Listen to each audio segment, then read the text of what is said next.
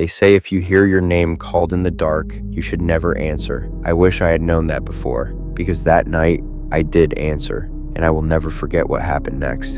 It was my first time visiting my grandmother's village in Samoa, a quiet place surrounded by thick jungle, the kind of place where the night feels heavier, where even the wind seems afraid to move. My cousin and I stayed in a small fale, a traditional open-sided hut near the edge of the village. Before bed, my grandmother warned us, do not walk alone at night, and if you hear your name, do not respond.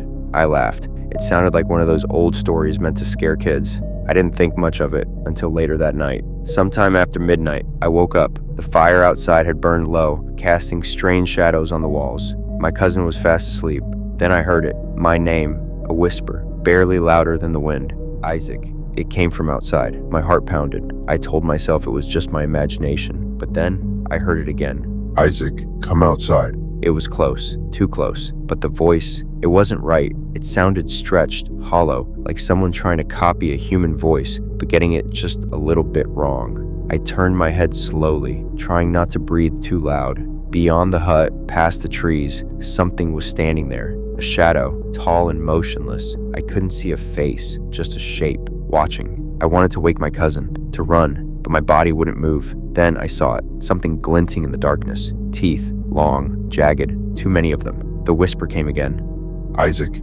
A cold feeling crept over me, like something reaching into my chest and squeezing my lungs. My grandmother's warning echoed in my head. Do not answer, do not run. But my body wanted to do both. Then, the figure took a step forward. My breath caught in my throat. I shut my eyes and clenched my fists. And then, a sudden knock on the wooden post of our hut. Sharp, loud. My cousin gasped awake. The moment I turned to look, the shadow was gone. Just gone. The next morning, I told my grandmother everything. She listened quietly, then sighed. You are lucky, she said. It called your name, but you did not go to it. I asked her what would have happened if I had answered, if I had stepped outside. She didn't say anything for a long time. Then, she just shook her head. If you had, we would not be having this conversation.